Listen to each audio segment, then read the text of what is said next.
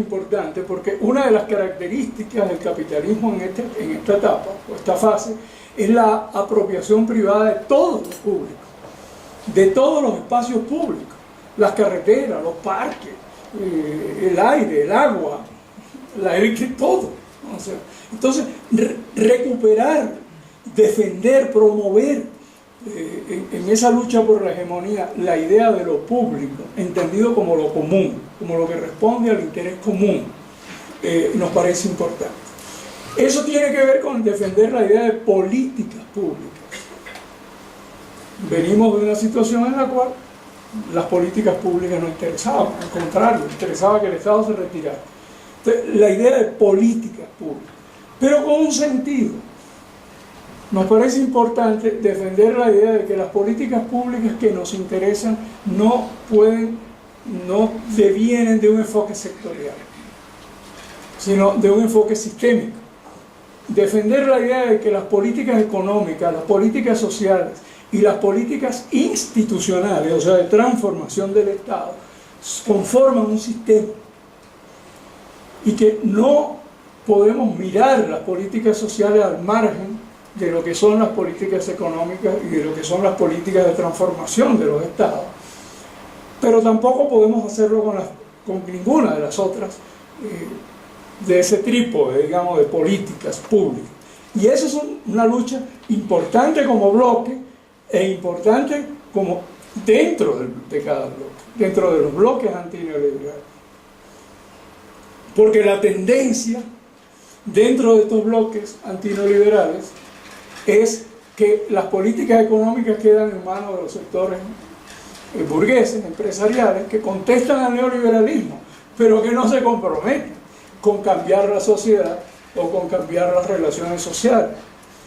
Y las políticas sociales quedan en manos, eso sí, de lo que revoltoso, de lo que tenemos el discurso progresista, el discurso de avanzada. Entonces termina habiendo en el interior de estos estados de transición un conflicto entre las políticas sociales y las políticas económicas, que en realidad expresa un conflicto entre distintos sectores del bloque antineoliberal.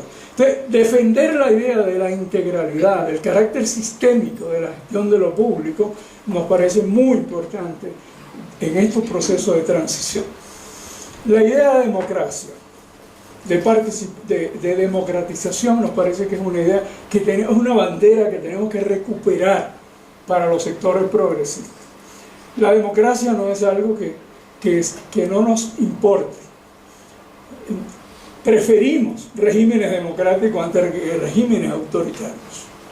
Eso no es secundario y lo que queremos es profundizar la democracia. Pasar de una democracia que privilegia la representación a una democracia que privilegia la movilización y el protagonismo de los nuevos actores sociales. La paz y la convivencia no es algo secundario, no voy a insistir en eso, pero tiene que ver con cómo se resuelven también los conflictos internos en los países. Pero ahora lo destaco también a nivel internacional. Yo puedo usar el estado de transición esencialmente por el derecho a usar legítimamente la fuerza. Puedo usar la fuerza pública para manejar los conflictos internos. Yo legítimamente puedo hacerlo. Digo legítimamente en términos conceptuales. O puedo priorizar la búsqueda de hegemonía, de resolver esos conflictos por la vía del diálogo sano y de la búsqueda del predominio de formas de entender las cosas. La idea de bienes públicos. Por cierto, un pequeño paréntesis, aunque ya me alargué más de lo que debía. La idea de bienes públicos no viene del marxismo. O sea, Adam Smith ya hablaba de bienes públicos. Y es una idea que ha ido circulando tanto dentro de los pensadores liberales como dentro de los pensadores marxistas desde entonces. Es una idea que tiene más de 2 siglos circulando. Y esencialmente la mirada del bien público en el liberalismo se asocia a 2 criterios. y lo voy a mencionar porque creo que nosotros tenemos que ampliar conceptualmente esta idea de bien público. En el pensamiento liberal son bienes públicos y son necesarios los bienes públicos aquellos que reúnen una o dos de las siguientes características. Uno,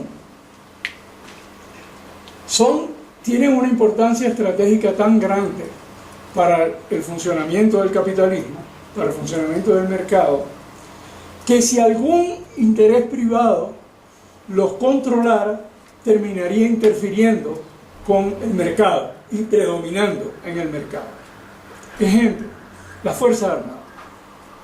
En la época de Adam Smith, él mencionaba las carreteras, los grandes puentes, las presas, la electricidad, porque en aquella época quien controlara eso, controlaba el funcionamiento general de la economía.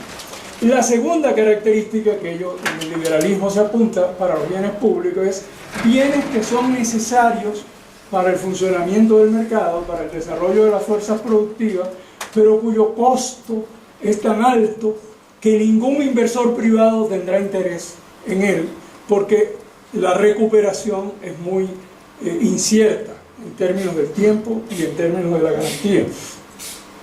Ahí sí, las grandes presas, etcétera, etcétera. Es el pensamiento liberal. Así se defiende desde la perspectiva liberal la necesidad de los bienes públicos.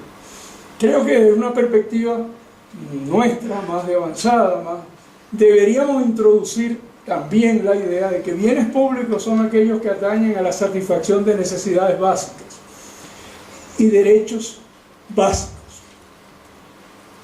y que por lo tanto, si son transados en el mercado, si son controlados por actores privados, terminan conculcando la noción de derecho y terminan subordinando el compromiso de satisfacción de las necesidades al interés del mercado, o sea, a la extracción de beneficios, a la captura del excedente.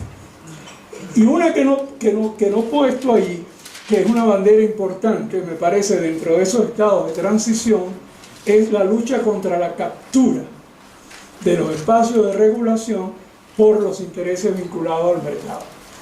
Una de las cosas que acontece en los estados de transición es que una vez que pierde el capital el control sobre las definiciones políticas, se refugia en tratar de controlar los espacios de regulación, las superintendencias, etc.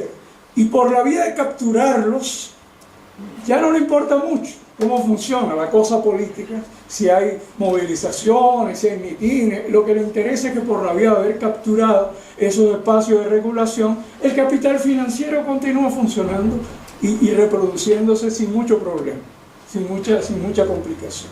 Bueno, y finalmente creo que debemos reivindicar la idea de vida digna, por supuesto. Pero entendiendo, lo que quiero entender, llamar la atención en este sentido, es que tenemos que defender la idea de que las políticas sociales tienen que expresarse en la vida cotidiana de la gente. No bastan las proclamas, no bastan los buenos discursos. Lo que tiene que ocurrir es que la vida cotidiana de las personas, de las familias, de las comunidades cambie. Y esta es una lucha, la lucha por la eficacia social, digamos, de las políticas, creo que es una bandera que nos corresponde a los sectores más progresistas dentro de los bloques antineoliberales. Bueno, confrontar el neoliberalismo, no necesariamente con estas palabras, pero es importantísimo. Esto en términos de salud significa enfrentar el poder del complejo médico-industrial, por una parte, es decir, la industria farmacéutica, la industria tecnomédica. Y eso se traduce en cosas muy concretas, que ahora no voy a abundar porque todos seguramente conocemos. Pero ambos son complejos que realizan su plusvalía, obtienen su beneficio, su excedente en el acto, a través de los actos y de las acciones concretas de las políticas de salud. Pero también implica confrontar, y aquí sí me voy a detener un poquito, el complejo financiero de la salud, porque esto es nuevo. Nos acostumbramos históricamente a confrontar la industria farmacéutica, a las Big Pharma, las conocemos bien, sabemos lo que hacen, cómo lo hacen, nos conocemos la industria tecnomédica, el rayo X, toda esta cosa, y sabemos quiénes son, cómo operan, cuáles son sus mecanismos a través de los cuales incrementan sus ganancias, su beneficio. Pero no conocemos muy bien cómo es que se mueve el capital financiero en el campo de la salud. Y tenemos países con gobiernos muy progresistas, estados de transición fuertemente confrontados al imperialismo, con el imperialismo y el neoliberalismo, cuya gestión en salud ha fortalecido enormemente el papel del capital financiero dentro del sistema de salud. En parte tal vez por desconocimiento, en parte porque no se ve, o en parte porque dentro del bloque antineoliberal hay sectores que tienen intereses vinculados a la reproducción ampliada del capital y de alguna manera comienzan a encontrar vías de vinculación y de ordeñar alguna de las tetas de esa vaca y encuentran un filón y se mueven oportunistamente dentro de los estados de transición. Entonces, ¿cómo se expresa? Seguro hay muchas otras formas que no hemos descubierto, pero quiero llamar la atención sobre la importancia de descubrir, de investigar, de estar alerta. La más burda, obviamente, es el cambio a sistemas de aseguramiento. O sea, cuando el tema del financiamiento de los sistemas de salud pasa a ser predominantemente por la vía del aseguramiento y no por la vía del financiamiento por vía fiscal, por vía presupuestaria, ya introdujimos, ya abrimos una ventana a el juego del mercado, a la racionalidad del mercado, y por esa vía yo no digo que no haya necesariamente que hacerlo, todo depende de las circunstancias. Un estado de transición juega con correlaciones de fuerza, como tú decías ayer, El Salvador depende su economía de la remesa que recibe de la gente que está en Estados Unidos. Entonces hay cosas que no puede hacer, porque si interfiere el flujo de remesa, se jodió el gobierno progresista. Hay circunstancias en las que se mueven los gobiernos de transición y que establecen limitación a lo que se quiere hacer o se puede hacer, pero es importante estar alerta frente a las puertas que se abren para que entre la racionalidad del mercado. Y una de esas es el tema del aseguramiento. Más aún cuando es aseguramiento que reproduce la estratificación de la población. No necesariamente si estamos hablando de un aseguramiento con vocación universal, como es el caso de Costa Rica, o como en alguna época fue la vocación en México. Es diferente eso. La nueva versión del aseguramiento no es